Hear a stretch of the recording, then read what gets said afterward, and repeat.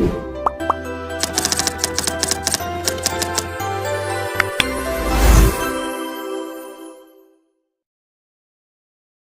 semuanya, selamat datang. Pernah kepikiran gak sih, apa sebetulnya yang bikin seseorang itu bisa, ya, berdiri di atas kakinya sendiri? Nah, hari ini kita bakal kupas tuntas jawabannya, mandiri. Ini tuh bukan cuma sekedar kata loh, tapi sebuah nilai penting banget yang ngebentuk karakter kita. Yuk kita gali bareng-bareng.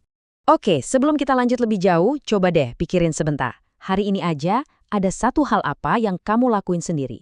Nggak perlu yang besar-besar kok.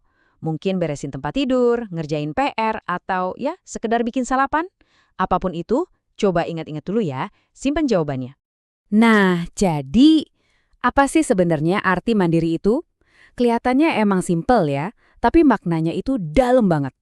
Biar kita semua satu frekuensi, yuk kita bedah dulu definisinya. Oke, jadi kuncinya itu ada dua. Pertama, gak bergantung berlebihan, dan kedua, bertanggung jawab. Ini penting banget nih.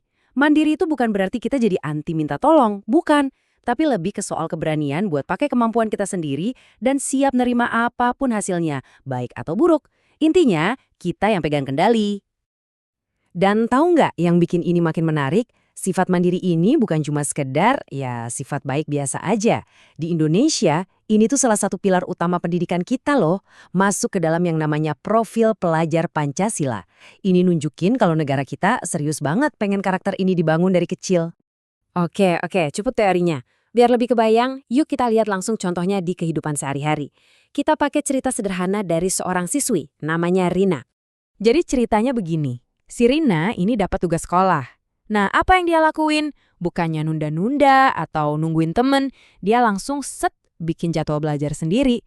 Dia kerjain tugasnya dengan serius, fokus, dan hasilnya keren. Tugasnya kelar tepat waktu. Simpel banget kan prosesnya, tapi maknanya dalam. Jadi, apa sih poin utamanya dari cerita Rina barusan? Satu kata, inisiatif. Dia nggak nunggu disuruh-suruh, nggak ngandelin temennya. Dia sadar itu tanggung jawab dia, ya dia langsung gerak. Nah, ini dia wujud nyata dari mandiri. Sekarang, coba kita tarik lebih jauh lagi, lihat gambaran besarnya. Mungkin kedengarannya agak, wow, jauh banget ya.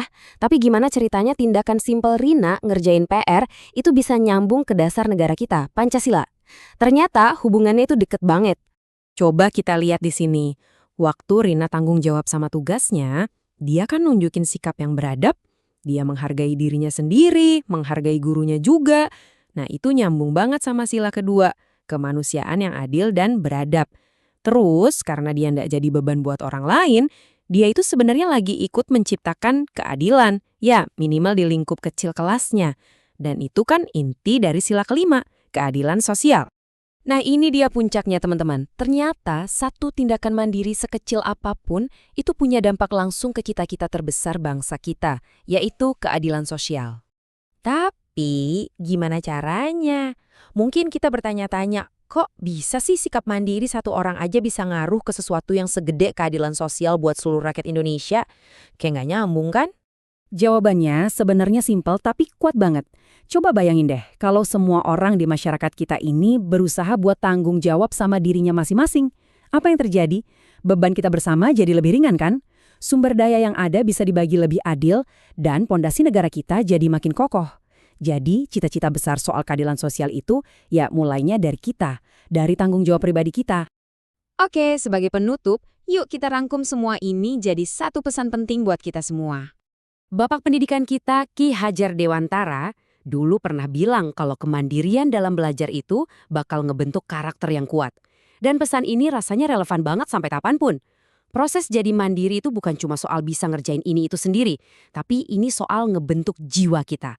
Ini tuh investasi terbaik, bukan cuma buat masa depan kita pribadi, tapi juga buat masa depan bangsa. Nah, jadi kita balik lagi nih ke pertanyaan di awal tadi. Setelah kita ngerti hubungannya yang dalam banget ini, coba deh pikirin lagi. Kira-kira tindakan mandiri apa yang bisa kamu mulai dari sekarang? Di rumah aja. Satu langkah kecil yang dampaknya bukan cuma buat kamu, tapi juga jadi caramu ikut ngebangun keadilan sosial. Coba direnungkan ya. Terima kasih banyak udah menyimak.